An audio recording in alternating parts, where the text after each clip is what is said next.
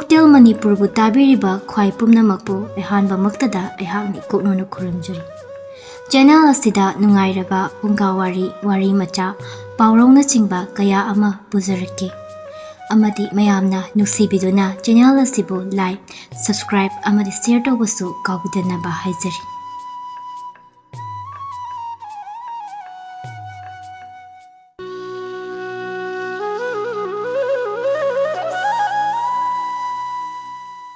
ꯉꯁꯤꯁꯨ ꯃꯌꯥꯝꯒꯤꯗꯃꯛꯇ ꯋꯥꯔꯤ ꯑꯃ ꯄꯨꯗꯨꯅ ꯂꯥꯛꯆꯔꯤ꯫ ꯋꯥꯔꯤ ꯑꯁꯤꯒꯤ ꯃꯃꯤꯡꯅ ꯑꯀꯟꯕ ꯒꯗꯥꯙꯔ꯫ ꯋꯥꯔꯤ ꯑꯁꯤ ꯑꯉꯛꯄ ꯃꯇꯝ ꯑꯃꯒꯤ ꯋꯥꯔꯤꯅꯤ꯫ ꯃꯇꯝ ꯑꯁꯤꯒꯤ ꯃꯤꯑꯣꯏꯁꯤꯡ ꯑꯁꯤ ꯀꯥ ꯍꯦꯟꯅ ꯆꯥꯎꯏ꯫ ꯃꯇꯝ ꯑꯗꯨꯗ ꯀꯟꯕꯗ ꯃꯄꯥ ꯂꯩꯇ꯭ꯔꯕ ꯅꯨꯄꯥ ꯑꯃ ꯂꯩꯔꯝꯃꯤ꯫ ꯅꯣꯡꯃꯗꯤ ꯑꯀꯟꯕꯒꯤ ꯃꯤꯔꯣꯜꯂꯤꯕꯤ ꯅꯨꯄꯤ ꯑꯗꯨꯅ ꯑꯀꯟꯕ ꯅꯨꯄꯥ ꯑꯗꯨꯗ ꯑꯁꯨꯝꯅ ꯍꯪꯂꯝꯃꯤ, "ꯅꯨꯄꯥ, ꯑꯩꯅ ꯄꯣꯛꯀꯗꯧꯔꯤꯕ ꯑꯉꯥꯡ ꯑꯁꯤ ꯅꯨꯄꯥ ꯑꯣꯏꯍꯟꯅꯤꯡꯕ꯭ꯔꯥ ꯅꯠꯇ꯭ꯔꯒꯅ ꯅꯨꯄꯤ ꯑꯣꯏꯍꯟꯅꯤꯡꯕ꯭ꯔꯥ?"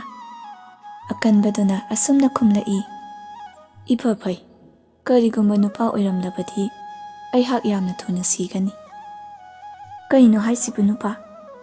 ꯁꯦ ꯑꯩ ꯋꯥ ꯍꯥꯏꯒꯦ ꯇꯥꯎ꯫ ꯑꯩ ꯂꯩꯇ꯭ꯔꯕ ꯃꯇꯝꯗ ꯏꯆꯥ ꯑꯁꯤ ꯄꯣꯛꯂꯕꯗꯤ ꯅꯍꯥꯛꯅ ꯃꯥꯕꯨ ꯑꯩꯉꯣꯟꯗꯒꯤ ꯄꯥꯡꯒꯜ ꯇꯥꯗ꯭ꯔꯕ ꯑꯀꯟꯕ ꯂꯧꯁꯤꯡ ꯂꯩꯕ ꯏꯆꯥꯅꯤ ꯈꯪꯅꯕ ꯑꯩꯒꯤ ꯆꯥꯎꯔꯕ ꯒꯗꯥ ꯑꯁꯦ ꯐꯃꯥꯡꯗ ꯐꯨꯝꯖꯤꯜꯂꯝꯒꯦ꯫ ꯍꯌꯦꯡ ꯃꯥꯅ ꯄꯨꯡꯀꯛ ꯆꯥꯎꯔꯛꯄꯗ ꯂꯝ ꯀꯣꯏꯔꯨꯒꯦꯒ ꯍꯥꯏꯔꯛꯂꯕꯗꯤ ꯏꯕꯨꯡꯉꯣ, ꯅꯄꯥꯅ ꯒꯗꯥ ꯑꯃ ꯂꯣꯠꯂꯝꯕꯅꯤ ꯍꯥꯏꯗꯨꯅ ꯒꯗꯥ ꯑꯁꯤ ꯈꯨꯠꯄꯥꯏꯐꯝ ꯐꯥꯎꯕꯗꯪ ꯍꯟꯗꯣꯛꯂꯒ ꯎꯠꯂꯨ꯫ ꯈꯨꯠꯄꯥꯏꯐꯝꯗ ꯄꯥꯏꯔꯒ ꯒꯗꯥ ꯑꯗꯨ ꯂꯩꯕꯥꯛꯇꯒꯤ ꯐꯨꯛꯇꯣꯛꯂꯒ ꯃꯔꯦꯡꯕꯥꯟꯗ ꯊꯣꯡꯕ ꯉꯝꯂꯕꯗꯤ ꯃꯍꯥꯛ ꯑꯗꯣ ꯑꯩꯒꯤ ꯏꯆꯥ ꯑꯁꯦꯡꯕꯅꯤ, ꯑꯩꯉꯣꯟꯗꯒꯤ ꯄꯥꯡꯒꯜ ꯇꯥꯗ꯭ꯔꯕꯅꯤ ꯈꯪꯉꯨ꯫ ꯑꯗꯨ ꯑꯣꯏꯔꯕꯗꯤ ꯃꯥ ꯂꯝ ꯀꯣꯏꯕ ꯆꯠꯍꯟꯕ ꯌꯥꯔꯦ."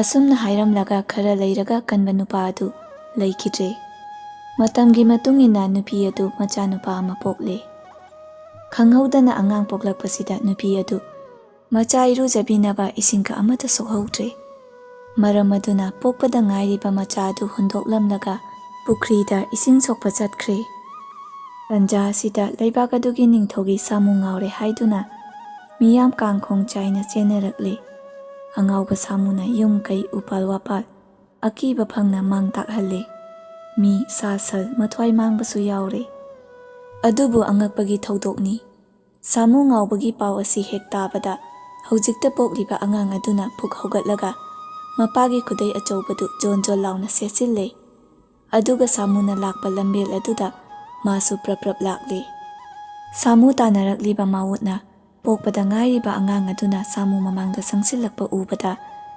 ꯑꯉꯛꯄ ꯈꯣꯜꯂꯥꯎꯒ ꯂꯣꯏꯅꯅ ꯑꯁꯨꯝꯅ ꯂꯥꯎꯔꯛꯏ, "ꯁꯤꯔꯅꯤ, ꯀꯅꯥꯒꯤ ꯑꯉꯥꯡꯅꯣꯅꯦ?"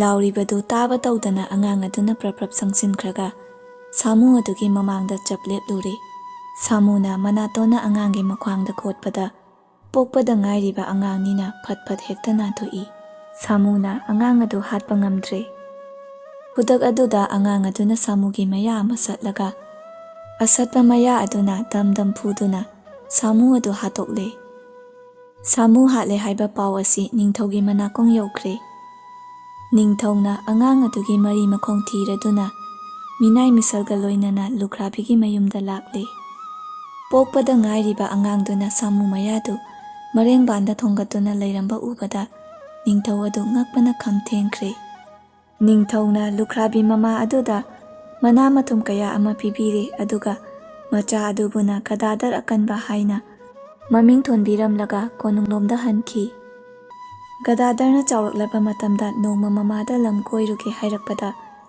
ꯃꯃꯥꯅ ꯃꯄꯥꯅ ꯍꯥꯏꯔꯝꯕ ꯋꯥ ꯑꯗꯨ ꯅꯤꯡꯁꯤꯡꯂꯛꯇꯨꯅ ꯑꯁꯨꯝꯅ ꯍꯥꯏꯔꯛꯏ, "ꯏꯕꯨꯡꯉꯣ, ꯅꯄꯥꯅ ꯍꯤꯡꯂꯤꯉꯩꯗ ꯅꯪꯒꯤꯗꯃꯛꯇ ꯒꯗꯥ ꯑꯃ ꯏꯃꯨꯡꯗ ꯐꯨꯝꯗꯨꯅ ꯊꯝꯕꯤꯔꯝꯃꯤ꯫ ꯏꯃꯥꯅꯦ, ꯃꯐꯝꯗꯣ ꯇꯥꯛꯀꯦ ꯂꯥꯎ." ꯑꯁꯤ ꯍꯥꯏꯔꯒ ꯒꯗꯥ ꯐꯨꯝꯐꯝꯗ ꯆꯠꯂꯒ ꯃꯃꯥꯅ ꯒꯗꯥ ꯈꯨꯠꯄꯥꯏꯐꯝ ꯐꯥꯎꯕ ꯂꯩꯕꯥꯛ ꯈꯣꯠꯇꯣꯛꯂꯦ꯫ ꯑꯗꯨꯗꯒꯤ ꯃꯃꯥꯅ ꯇꯥꯛꯄ ꯃꯇꯨꯡ ꯏꯟꯅ ꯒꯗꯥꯙꯔꯅ ꯒꯗꯥ ꯑꯗꯨ ꯈꯨꯠꯄꯥꯏꯐꯝꯗ ꯆꯦꯠꯅ ꯄꯥꯏꯔꯒ ꯂꯩꯕꯥꯛ ꯃꯅꯨꯡꯗꯒꯤ ꯈꯪꯐꯨꯛ ꯐꯨꯛꯇꯣꯛꯂꯒ ꯃꯔꯦꯡꯕꯥꯟꯗ ꯊꯣꯡꯂꯒ ꯃꯃꯥꯒꯤ ꯃꯥꯡꯗ ꯆꯞ ꯂꯦꯞꯂꯔꯦ꯫ ꯃꯆꯥꯒꯤ ꯃꯇꯧ ꯑꯗꯨ ꯎꯕꯗ ꯃꯃꯥꯅ ꯑꯁꯨꯝꯅ ꯍꯥꯏꯔꯛꯏ, "ꯏꯕꯨꯡꯉꯣ, ꯅꯪ ꯅꯄꯥꯅ ꯄꯣꯛꯄ ꯑꯁꯦꯡꯕꯅꯤ꯫ ꯅꯄꯥꯗꯒꯤ ꯅꯍꯥꯛꯅ ꯄꯥꯡꯒꯜ ꯂꯧꯁꯤꯡ ꯀꯔꯤꯁꯨ ꯇꯥꯔꯣꯏ꯫ ꯉꯁꯤꯗꯒꯤ ꯏꯆꯥ ꯂꯝ ꯀꯣꯏꯕ ꯌꯥꯔꯛꯀꯅꯤ, ꯀꯣꯏꯖꯔꯨꯔꯣ." ꯑꯁꯨꯝꯅ ꯃꯃꯥꯅ ꯃꯆꯥꯗ ꯌꯥꯊꯪ ꯄꯤꯔꯦ꯫ Mamagi yathangkokta thongladuna Akanba Gadadhar mayumdagi khongsalakle. Gadadharna asum lakpada miyoi mitau phazaraba nupa ama thengnare. Mahak samudrabu makutna amana panthinglaga makutna amana isitlami. Adudagi amuk makutna amana panthinglaga makutna amana nga pharami. Akanbana Akanbabu nungshi. Gadadharna asumna kaurai. He marup Akanba, nang ngasi tawramiba matau asi ubada aihak onthokna penkre. Ibani lam koiba chatlusi haibabu kari haibage. Akanbaduna asumna khumlai. Marup, ai ngamjaroi.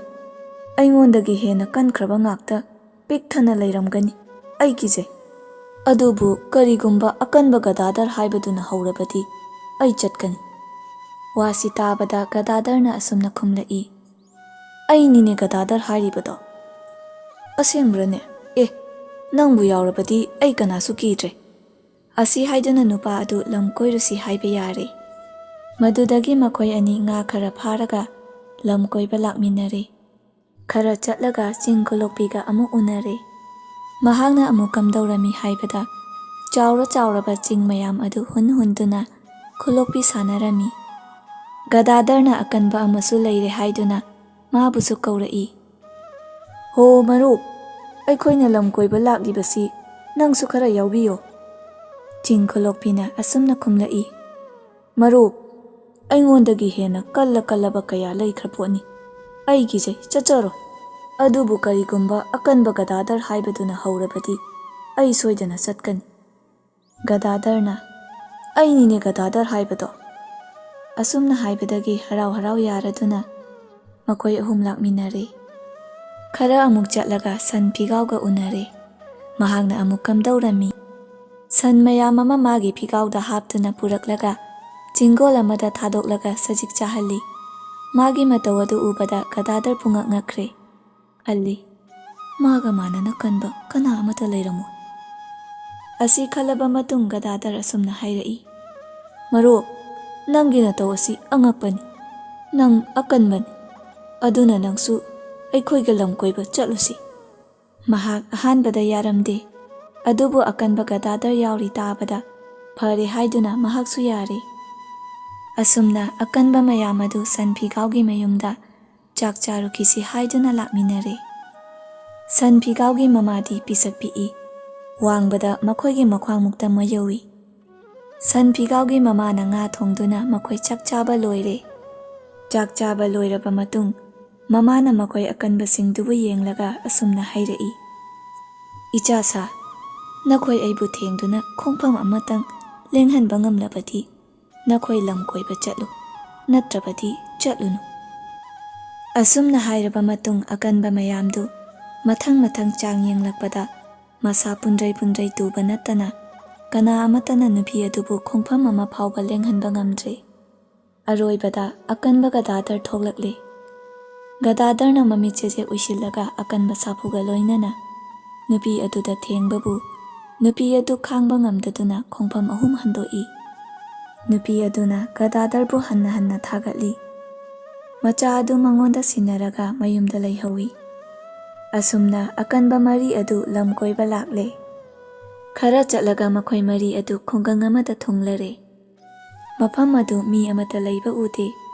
Khara laptakna ina kupa yum ama khaktang ui. Makhoi mari chak thongduna sasi haibadagi samudra isitpabu uriba yum adudagi mai laurunaba tharai. Yum madu yaurabada sumangda leptuna isitpana asumna kaurai. Ho yum sibu kana leibige mai kita lauzage. Manungdagi hanubi amana asumna khumlai. Kanano ni ibungo. Mai do lauge hairatine saijindagi ido salau. Adugane phunga sidagi laurola. Hanubi aduna asumna hairabada isitpana saijindagi I satlaga mai lauge haiduna imungda changlakle. Imung adu satina mami kadaida phunga leiba haibadusu ude. Masak udabi nupi aduna phunga mafam tai. Isitpana phunga da kuntaduna mai kamge hotnaringaida chauraba khut amana isitpagi lusamda namlaga phunga manakta leiramba kom amagi manungda thadakre. Isitpa kakhatpa ngamdraduna kom manungda adumak leire. Asomdana Gadadharna Isitpadu mai lauruni haiduna chatkhraga laktre haiduna ching khulokpibu amuk tharaki. Masu laktre mathang tharakpada kana amata halaktre. Loinamak komdugi manungda kakhatpa ngamdana leire. Kana amata halaktrabada Gadadhar lakle. Khudongthiba khara thokle haibasi khangladuna Gadadhar yamna cheksinna lai. Hana atai mayamduna tawkhibagumna Gadadharsu saijindagi I kudap ama satharaga imungda mai chamge changlai. Gadadharna I sathabada mangolgi khangabu adu tektuna mangolgi saruktu kintha haure. Yung manungdagi hingchabi aduna asumna khali. Masidi ataiga manate. Yamna kanba mi oibatai. Asi haidana mabukningda akiba amadi chingnaba pokhi. Gadadharna yung manungda changlaklaga asumna hanglai. Mafamsida aigi mi mai lawbaga laklambra. Hingchabina amamba maraktagi asumna khumlai. Mafamsidadi kana amata laklamdena ibungo. Gadadhar mabukningda yamna chingnare. Karigumba khara thokle haibasi mahak thajare. Masak udaba hanubiduna takpa matungina amamba maraktuda mamaduna phungadu thirakpada thengnare. Phungaduda natana akoibada asum mamaduna yengbada chauraba kom amasu thengnare. Gadadhardu mapukningda asumna khali. Masidi karina mata amanina. Asi khanduna mahak haugatlaga yumjau adugi yumbi makong ama satli. Yumbi makong adu satpada yumdu phere hek hai. Madudagi Gadadharna kana laibagi haiduna koithi thirakpada hingchabi amana magi makhwangda tap hek kolaklami. Gadadharsu makhwang kolakpa aduda sat leisinduna hingchabi adubu namthure. Asumna makoi ani ngaihak namnaraba matungda loksing leiba Gadadharna mahakna ngasai salakpa yumbi aduna hingchabi adugi makokta thaduna makok adu thugaire. Hingchabi adu khudakta sire. Hingchabi adu sire khanglabada ngasai makai ko manungda tuminna leiramba makhoi ahumdo Gadadharbu kaurakle. Gadadharna yumbi adu ko manungda inthare. Aduga inthariba machi aduda makhoi ahum paihallaga chingkhalakle. Asumna makhoi mayam khudongthibadagi nantoktuna amuk hanna unaraba matungda haraunaduna ngaihak wari watai sanare. Aduga yumdudagi mai lauraga makhoi mari chak thongduna chaminare. Madugi matungda makhoi mari nungaina mayumda halakhi. Kanba haibasi loksing changi. Loksing yaudana kanbadi mina irai laina lakcha khudum chanba ngami.